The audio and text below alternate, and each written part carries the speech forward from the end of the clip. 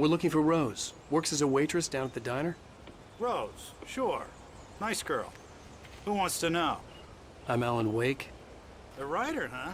I heard on the radio you were visiting. Well, I'll show you her trailer. That Rose, she's a nice girl. Always pays her rent on time.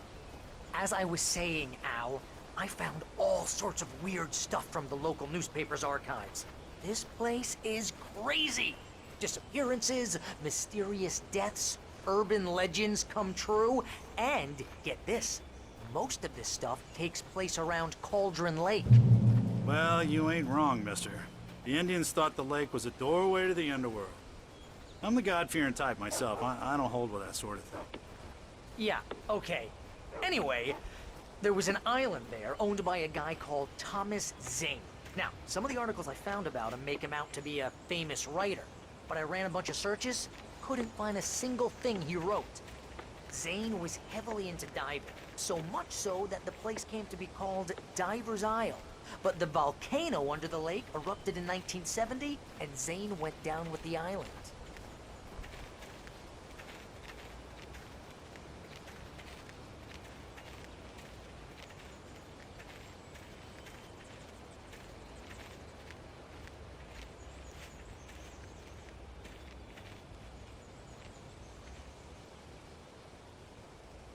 It gets better. A local girl, Barbara Jagger, drowned in Cauldron Lake just a week earlier. They were lovers. Sure, Jagger's a local spook store. The Scratchin' Hag. Comes for you in the dark. Childish stuff like that. Anyway, Al, I'm just getting to the best part. All of the articles about this stuff were written by Cynthia Weaver. I asked around, and she's that crazy bag lady you met. What, the lamp lady? She can be a little loopy, but she's not homeless or anything. Yeah, anyway, she knew both Jagger and Zane before they both died, and she had some kind of a breakdown.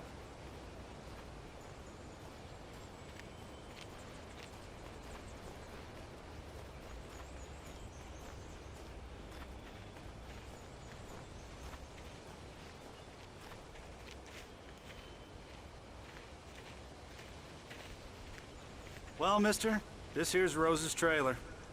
You mind me asking what you want with her? We're just here to talk to her, pal.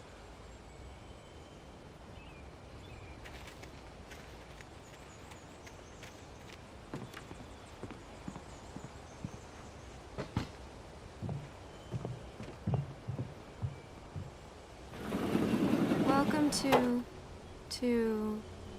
Oh dear, Mr. Wake. I'm so glad you're here. Rose, you have my manuscript? Oh. Oh, yes. Yes. Please, come in. Hey, this is really good. Rose, Yes, my manuscript. I really need it. I understand.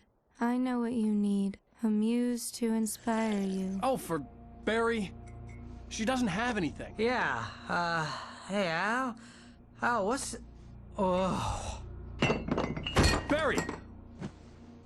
What? What?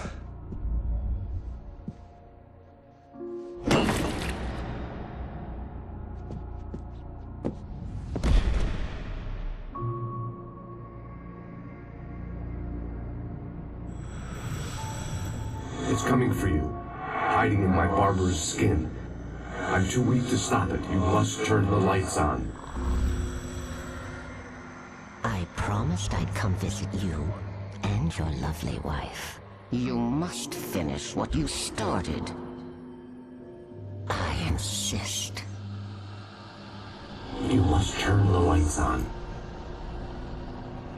Turn the light on. Back to work, boy.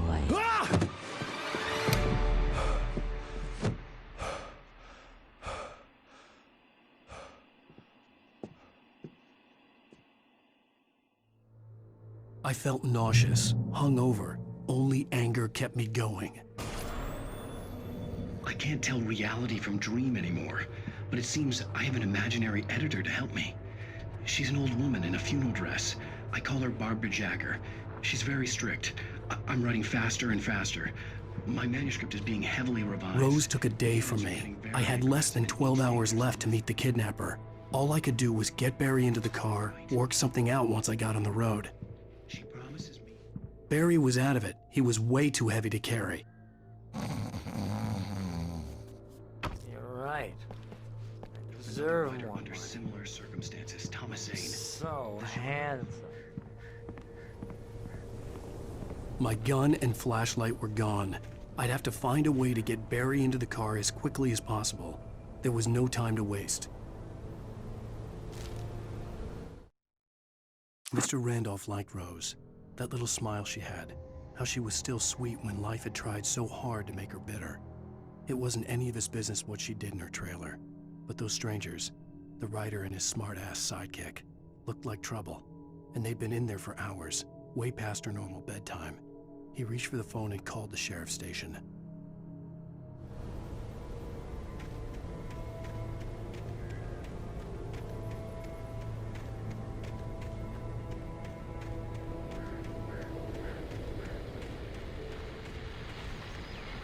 I just stepped outside to catch a breath of fresh air. Let me tell you, the weather's getting heavy. Nights like this make me especially glad I'm here talking to you and not home in bed. Once the weather takes a turn like this, I can't sleep at all. It's all tangled bed sheets and dark.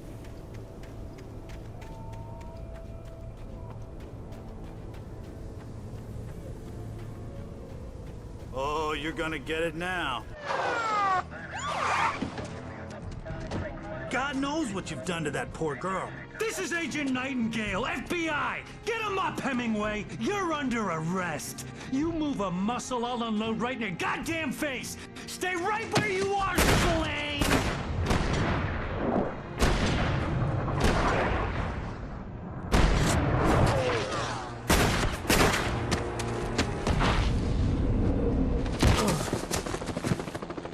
What are? I'm standing right here, you goddamn maniac!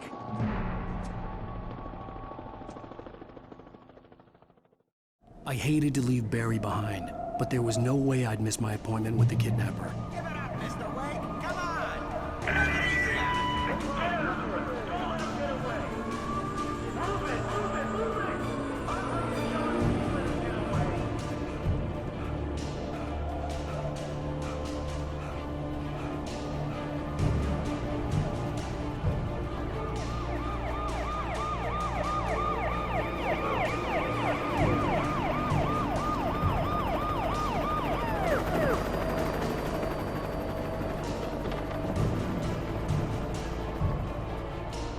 Stop running! Please!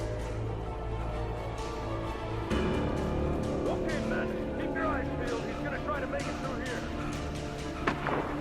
Oh, damn.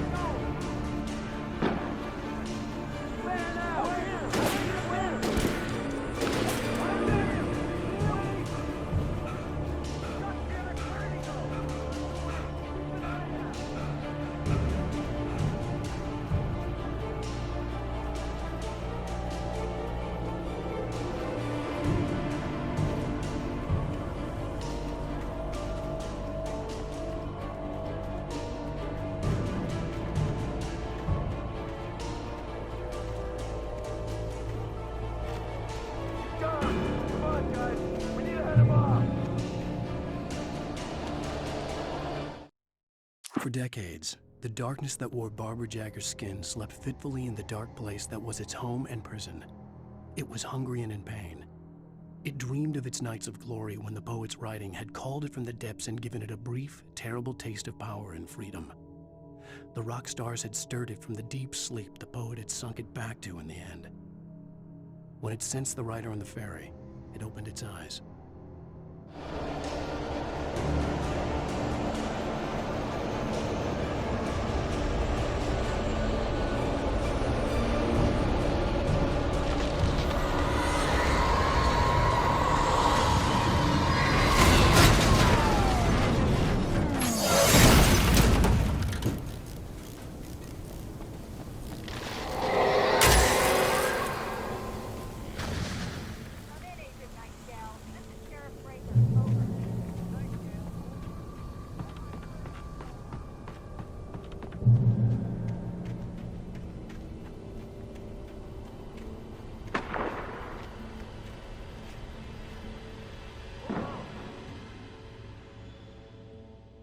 Search the area.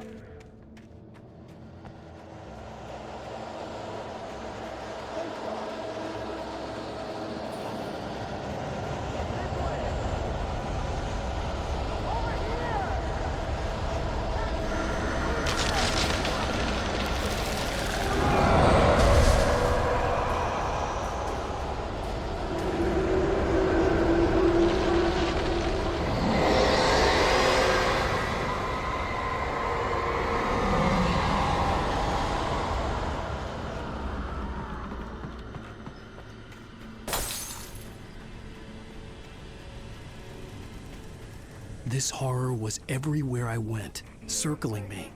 The cops didn't stand a chance. They were after a writer, not a monster. Wait, are you seriously telling me that geek writer just took out my deputies? Are you kidding?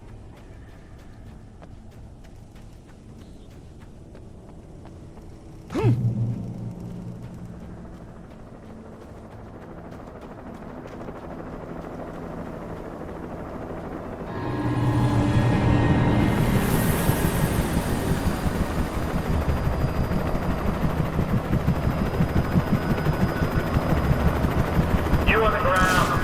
Hold it right there. There's nowhere to run. Freeze!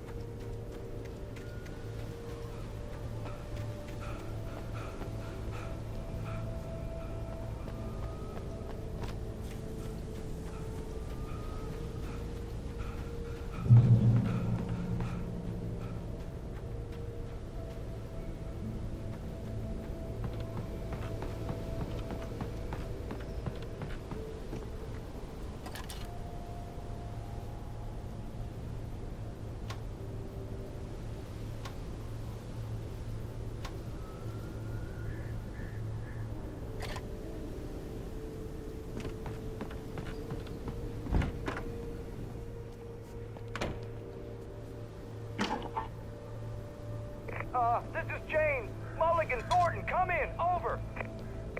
Thornton here. James, we got both Wheeler and Rose in custody.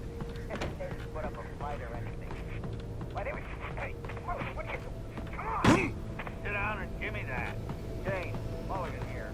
Over. Go ahead, Mulligan. Over. We got Wheeler and Rose here. I imagined that the broadcast tower in the distance was part of the local radio station. Maine seemed like a decent guy. Perhaps he could give me directions to the coal mine.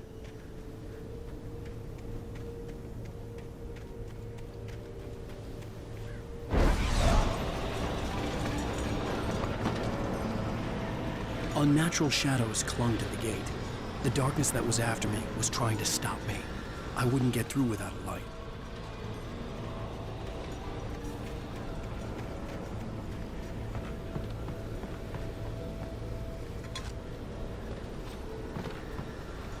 There was no power to the searchlight.